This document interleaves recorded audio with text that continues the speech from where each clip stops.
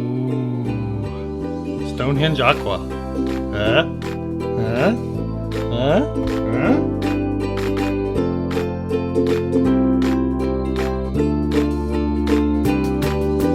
Hello minders, welcome back to the Mind of Watercolor. I'm finally getting around to doing a review, well sort of, a review of Stonehenge Aqua. New watercolor paper, relatively new as watercolor papers go.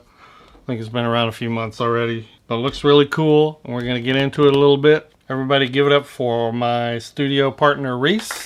What do you think? New watercolor papers, always exciting. What'd you do that for? Where's the top of your head? You're trying to soak in all my wonderful knowledge. You're being sarcastic, aren't you? You do realize your head's empty, right? Okay, well, it's always fun to do a new review of a new art supply product, especially something like watercolor paper, which doesn't come around very often.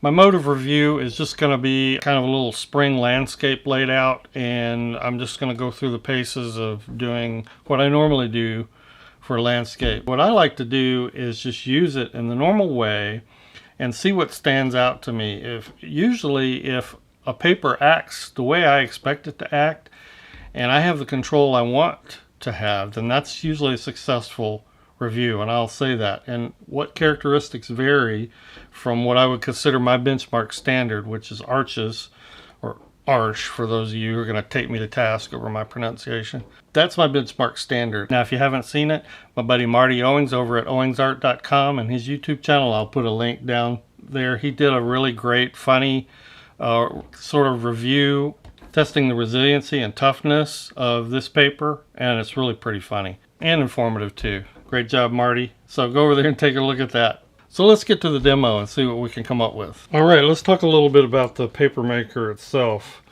Legion art papers, and Legion's only been around since, not for long, since 1994. The Stonehenge brand itself has been around since the 70s, and it included a lot of various art papers, very popular with printmakers, pencil artists. They have a lot of great papers for drawing, colored pencil, that sort of thing. A lot of colored pencil artists just swear by it. This is one of their newest papers. Their claim is that they did a lot of research, talked to a lot of watercolorists, looked for all the best aspects of a good watercolor paper, and that was all baked into this. So, a bold claim, and I ordered this cold pressed block. I also ordered a hot press block. I'm only going to be dealing with the cold press today, since cold press tends to be the most popular type of paper. I did send off for some samples, but they were really kind of slow in coming. But if you go on the Legion website, I assume it's still there. I'll look it up and see if I can leave a link for you below. You can sign up and hopefully they'll send you these. They have a hot press, 140 pound, a cold press, 140 pound, and a 300 pound cold press. They're available in both blocks and sheets. And one of the next things I want to do is order some 300 pound sheets. Alright, so let's get to what I'm going to do. Now this is very difficult to see, I realize. I'm planning a little spring landscape, and I've lightly sketched it out with a beige watercolor pencil, which hopefully will dissolve. I'm going to do a lot of wet and wet. I'm going to sprinkle in some masking fluid here, as I want it to be like a blooming tree, a tree that is in bloom, which that's happening a lot this time of year. Alright, so the first thing I'm going to do is sprinkle a little masking fluid in here on this tree, which I know is really hard to see right now. And to do that without getting masking fluid everywhere, I'm going to use just kind of what I call a soft mask. It's just torn pieces of paper towel. So I'm using Pebeo drawing gum. It's one of my favorites. That or Winsor Newton art masking fluid are two that I find very reliable. Oops, now see, I got a big spot right there. I'm going to spatter it like this. Okay, the masking fluid is dry, and as I said, I've got a few that are too large, and I'm just going to pick them right up with the corner of a rubber cement pickup. And I'm already liking the way this comes up. I mean, it just really it comes up so clean. Loving that already. Alright, what I'm going to do is I just want to doctor that. I spattered that because I wanted a nice kind of a random pattern, but I'm going to supplement by dotting in just a few here and there. If you want to use actual white paint and save yourself the trouble of masking, and that's fine. A lot of people would paint little blossoms like that with white. I always like to see what I can do with masking fluid first. That's my preference. Alright, so now I'm just going to take this brush, this bristle brush, and pre-wet the sky. I'm going to bring the pre-wetting down into this tree a little bit. I want a soft edge. And down into this tree line. You can't see it, but I have a tree line kind of delineated back there. Well, masking fluid was sort of the first test, so wet and wet washes will be the second. See how it reacts. I want to get this paper good and soaked in. I'm going for sort of a dark and stormy sky. Sort of like a spring rain is coming on or something. So I'm going to get some heavy Payne's gray and some heavy Payne's gray with a little bit of violet, ultramarine violet mixed in. And I'm going to try to get it to flow up off the top.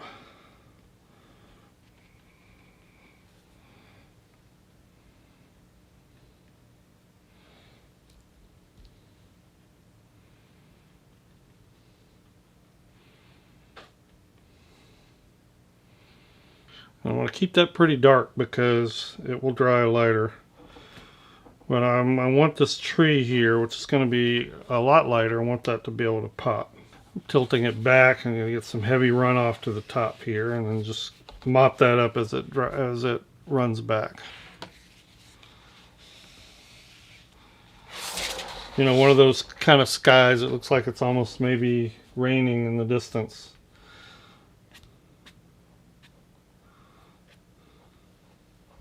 While that's still wet, I'm going to dab in some distant tree lines here.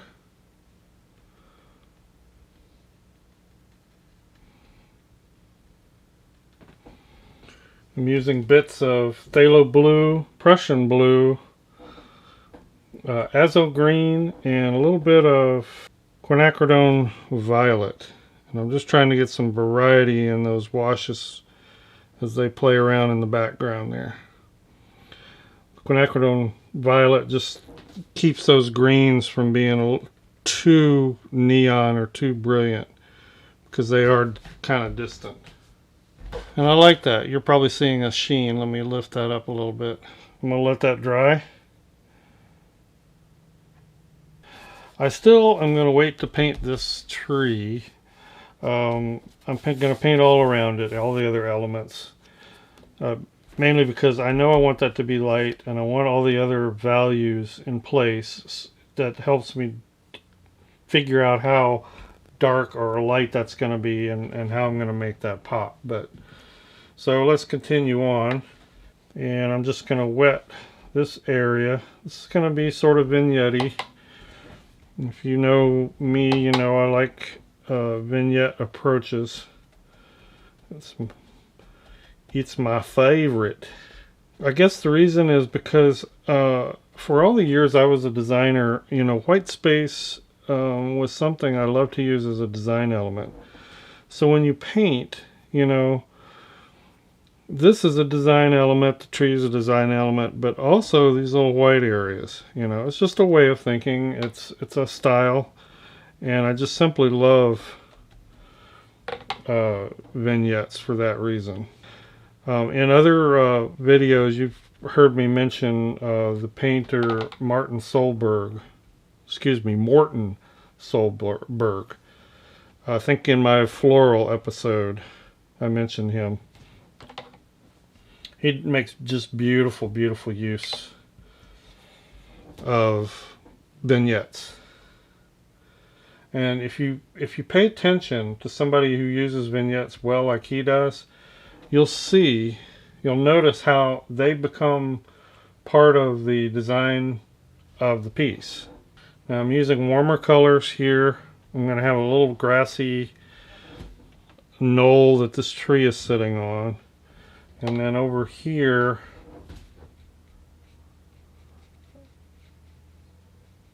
I think I'm just going to have some light colors.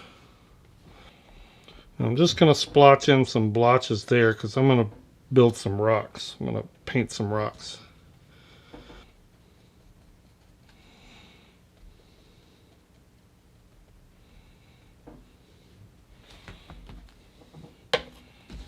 And I'm going to get my blender involved here, so I want to lose some edges right there.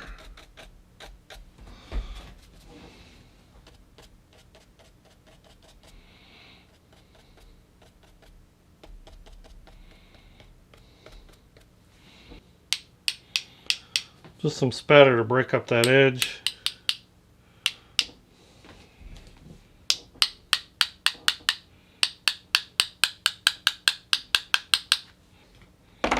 Alright, I think I have the base. I want to subdue that a little more over there. So I want that just to trail off. Getting back to the paper, so far I'm very much enjoying it. You know, this is how I like to do reviews on paper. If the paper is giving me trouble and getting in my way, then I've got problems with it, you know. When it gets out of the way and it responds, you know, in a really great fashion, then, you know, we have success, I think. As a matter of fact, I'm going to scrub right here pretty vigorously as part of a test and a blot. Yeah, and it pills up a little. Even Arch does that. The point is what happens when it dries and then you go back to painting it. Arch is fine. You know, you go back to painting it and it takes paint, even though you maybe have pilled it up a little bit and kind of roughed the surface up. Okay, that line just wants to keep forming there, but I don't want it to. So I'm going to try to blot it and get some flow, stop the flow. Alright, so we're back to a drying stage again. And I'm going to let that dry. Okay, that's all dry. Just so you'll know, most of what I've been doing has been with this silver black velvet 3/4 inch flat. And I'm continuing to work in that. I just like the broad strokes. It's helping me keep loose. In this case, I want to be loose. And I'm going to start filling in this tree now. So I'm going to use these bright greens that you usually see at springtime as a light base to kind of wet this down, and then I'll put some deeper tones in, wet and wet. And that's a mixture of some nickel azo yellow and some Hansa yellow. Now I'm bringing in a little bit of Prussian blue and just popping it in there, letting it bleed. Charging, I believe, is the correct watercolor term. Charging is just well, it's wet and wet. I mean, but it's putting a dark color into or putting one color into another color while they're wet.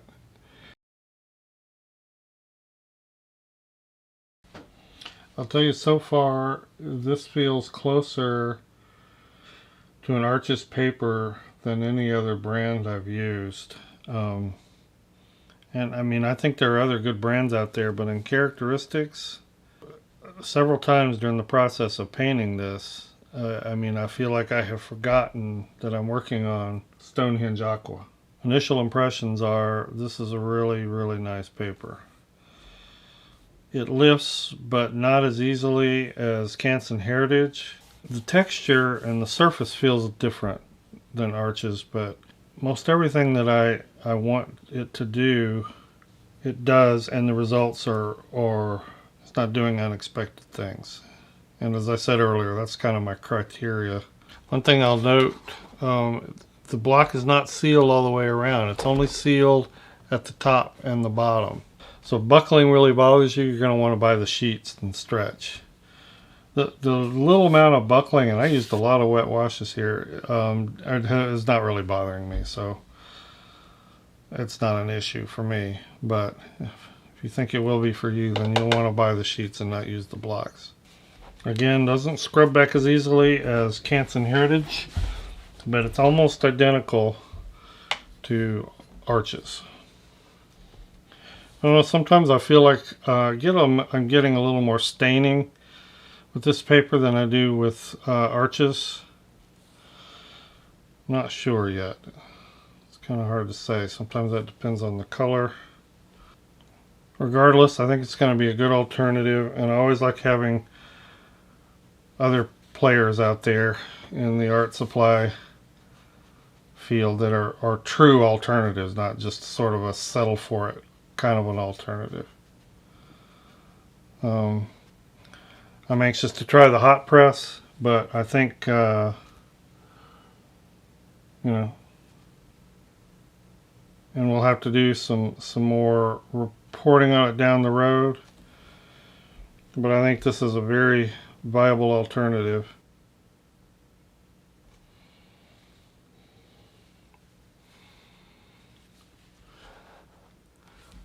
Well, everyone, I don't think I want to do a whole lot more than that. I'm going to leave this one fairly loose, and as usual, I'll probably peer at it over the next few days and fiddle with it. But very successful test, first test on Stonehenge Aqua, my very first time using it. Very, very, very pleased. Very, very pleased. So I hope some of you out there will get it and try it and let me know what you're thinking. What your experiences have been, how it works with your painting style. Thanks everyone for watching. Appreciate you liking and subscribing. Thank you so much, patrons, for being my sponsor for this channel and making this content possible. I'll put buying links down in the description, and as usual, buying through my links will help support this channel, so I appreciate that. And we will see everybody in the next video. Bye-bye.